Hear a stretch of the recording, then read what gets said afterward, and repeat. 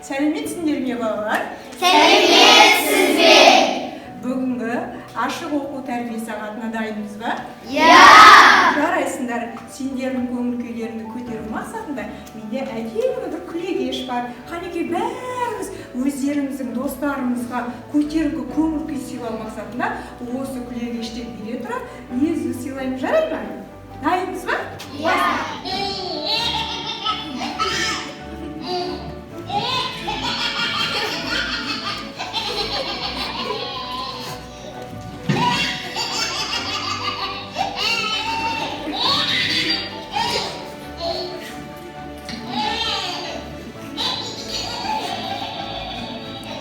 Көңіл-күйлеріміз қалай? Жақсы ма, әлде тамаша ма? Жарайсыңдар, осындай көтеріңкі көңіл-күймен бүгінгі ашық тәрбие сағатымыздың тақырыбын таныстырып кетейін. Отбасы, сыйластық, жарастық орнаған орта деп аталады. Ендеше бәріміз орындарымызға жайғасамыз.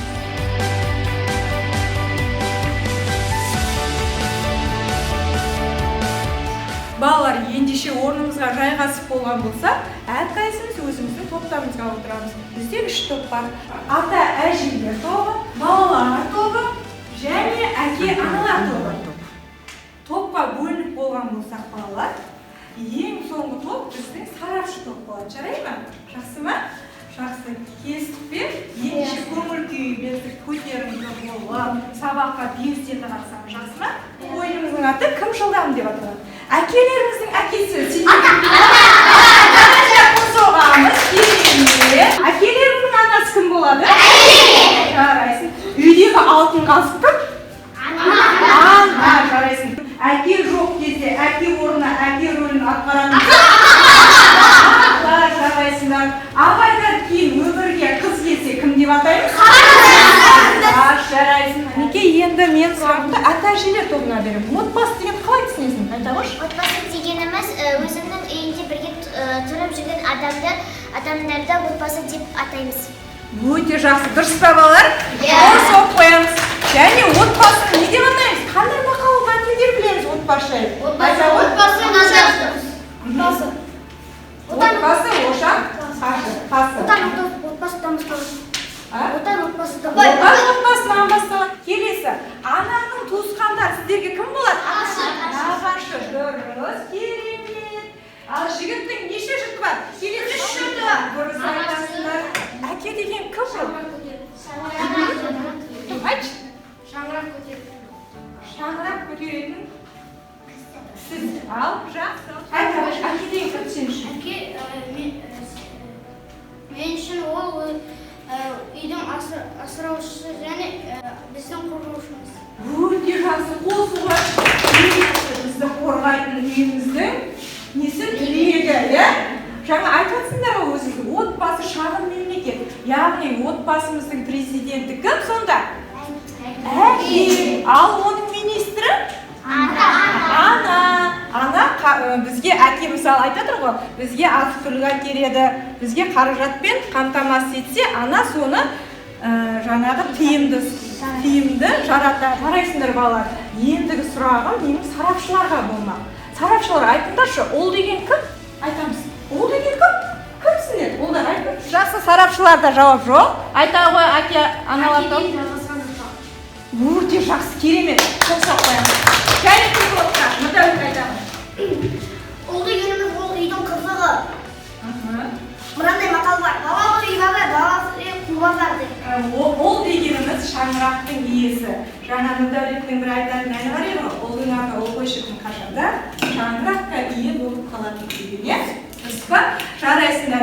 Демек, ол деген біздің ұрпағымызды жалғастырушы деп жандар өте жақсы айтты. Енді осылай келе жаңа айтатырмыз ғой, отбасы шаңырақ деп. Шаңырақ ол не? Ол ненің құрылымы? Ненің несі? Өлшегі? Киіз үйдің, е?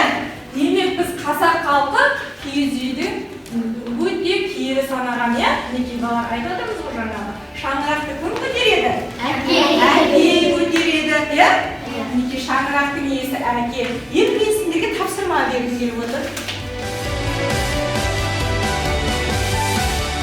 Жаңа отбасы мен осы ағаш үйге қандай байланысы бар? Өздеріңіздің ой қиялыңызды шарықтатып, шығармашылық қабілеттеріңізді дамыта отырып осыған түсіресіздер.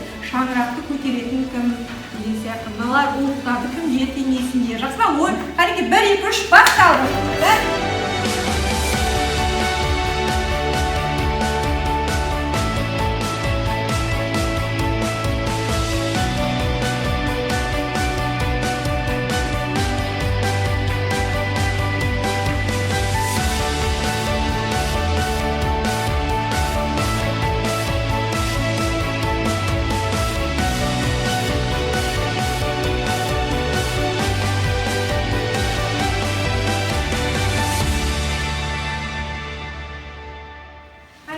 Нұрбақ, балалар тобы айта қойшы, қанекей, қалай жасадыңыздар?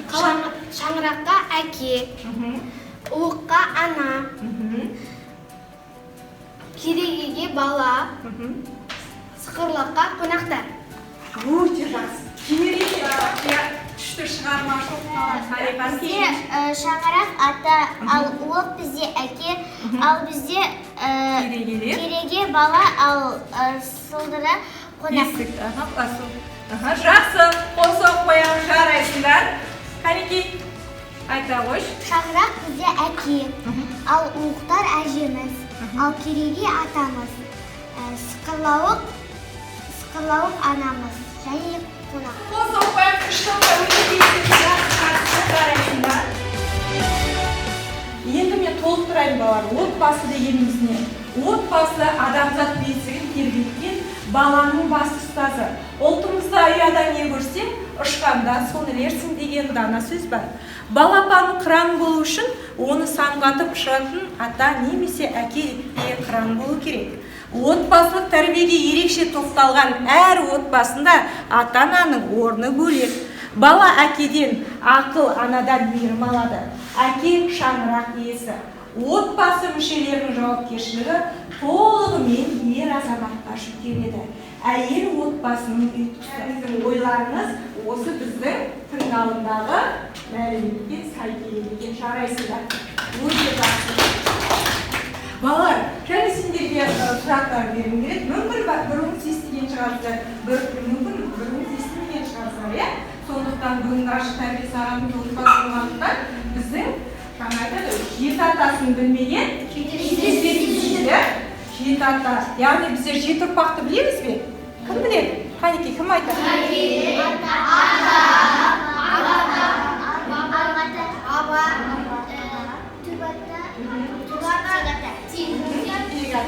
Жақсы. Бұлар енді аталар ғой, бабаларымыз, енді ұрпақтарымыз. Бала, немере, шөбере, шөбішек, немене, уаржан. Қандай отбасы, жарастықты отбасы бар? Ол отбасыда нелер болу керек?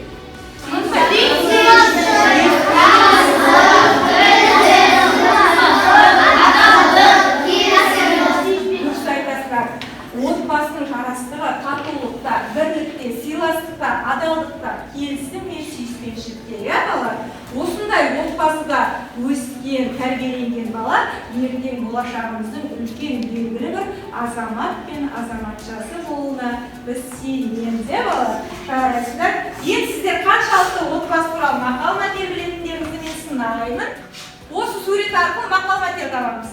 Бала тілі бал. Және толықтырамыз. Айта қойшы. Баланың тілі бал, ананың сүті бал. Өте жақсы, керемет толықтырайық. Жақсы. Әке қой. Топ. Айта қойшы. Әке асқатау, ана мөлдір бұлақ. Өте жақсы, қосып қоясыздар. Ал келесі сарапшыларға берейік, сарапшылар. Айта қойшы. Ата көрген олжаны, әже көрген томшы. Отбасылық мерекелер еске түсіреге. Қандай мереке отбасылық мереке? Наурыз ұлттық күн мерекеміз. Наурыз мерекесі және бұл жерде мерекемен басқа қандай тәрбиелік мән көріп тұрсыздар? Дұрыс айтасыз.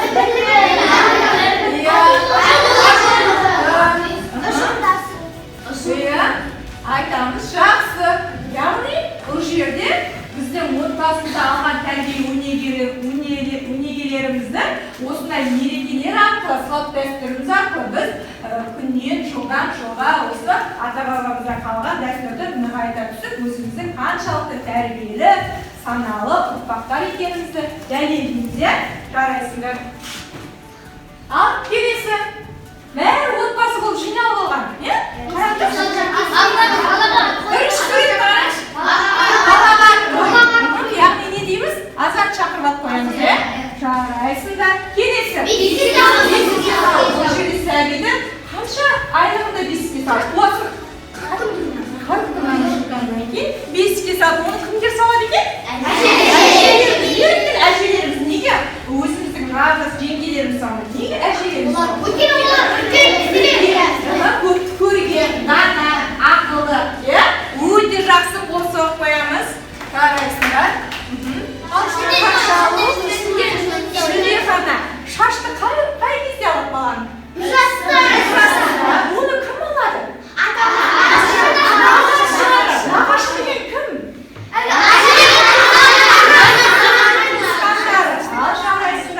Ал сүндетке неше жастан отырады? 5-3, жақсы, өте жақсы. Тұсау кескенде қарайшы балалар, оны кім кесіп жатыр? Және үлкен кісілер, солар сияқты жолы ашық болсын деп, солар сияқты дана болсын деп, көп жасасын деп, үлкен әже мен аталарымызға тұсауын кестірген. Жарайсыңдар. Келесі тапсырмамыз балалар.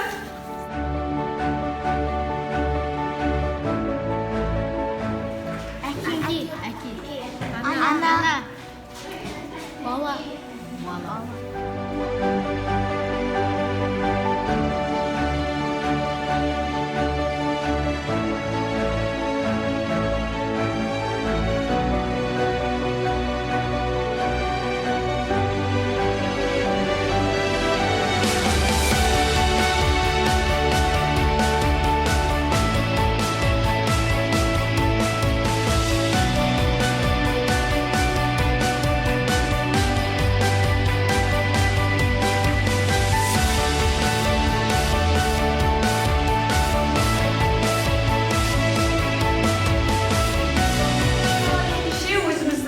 Достарымыздың талқылаған тапсырманы тыңдаймыз. Қанекей бірінші топ. Отбасы мүшелері: ата, қызметкері, ақыл беруші; әже, данашыл; әке, бізді асыраушы; ана, бізді тәрбиелеуші; ол ұрпақ жалғастырушы; қыз, үйдің көркі. Өте жақсы. Керемет, от шашу. Бәріміз от шашамыз. Отбасы мүшелері: ата, әже, әке, ана, бала, қыз. Қызметтері: атанікі ақыл кеңес айтады; әке, әже мейіріміне бөлейді; әке отбасын асырайды; ана бізді дүниеге алып келген адам; бала әкесінің ұрпағын жалғастырады; қыз анаға көмектеседі. Ерекше, керемет. Наурызды тыңдайық. Қанекей Наурыз. Отбасы мүшелері: әке, қызметтері, асыраушы, қорғаушы; ана, тәрбиелеуші; бала, үйдің қызығы; ата, ақылшыл; әже, мейірбан. Сіздердің осындай әдемі жауаптарына менің өзім кәдімгідей керемет сезімде болып отырмын. Жарайсыңдар, отырыңдар. Әке аналардың атқаратын қызметі, қаншалықты отбасындағы орны, алатын орны, балалардың не істеу керектігі. Балалар тыңдап жатырмыз ба, балалар тобы? Өздеріңіздің қызметтеріңізді және міндеттеріңізді жазасыздар. Жақсы ма?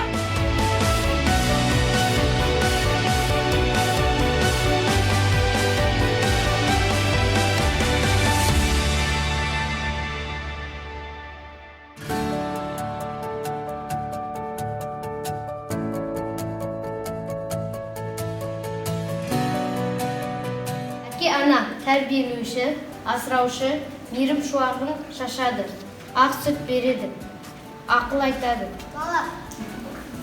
Баланың тілі отанын, отбасын қорғайтын азамат; отанын сүю керек; балалы үй базар, баласыз үй құлмазар; ұрпақты жалғастырады. Қарайсыңдар, қол соғып отырамыз балалар. Ата әже ақылшы, данышпан, қарты бар үйдің қазынасы бар, мейірбан, жанашыр, дана. Дана, отырасыздар ма, келісесіздер ме? Келісеміз. Жарайсыңдар, өте жақсы. Балалар, бүгінгі ашық тәрбие сағатымызда құндылықтары, басты құндылықтары не екен? Отбасы құндылығы. Отбасындағы қандай болу керек отбасы? Жақсы, керемет отбасыға не қажет деп ойлайсыңдар? Татулық,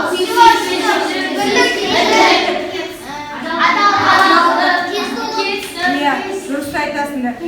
Кішіпейілдік, сыйластық, үлкенді сыйлау, адамгершілік құндылық біздің ең басты, ең негізгі құндылықтарымыздың бірі екен. Сол құндылығымызды әрқашан санамызға сіңдіріп, оны әрқашан жүрегімізде сақтап жүруіміз керек балалар. Түсіндік пе? Иә. Арасында осындай көтеріңкі көңіл күймен бір сергіп, керемет ән шырқаймыз, жақсы ма?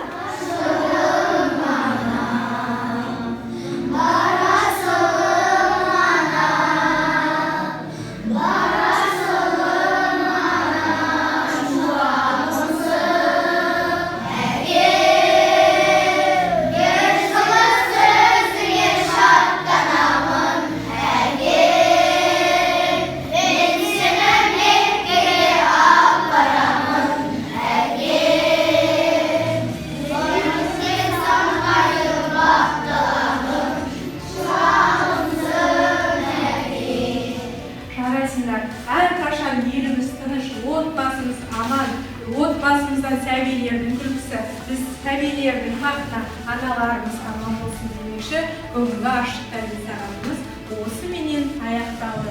Қош сау болыңыздар балалар.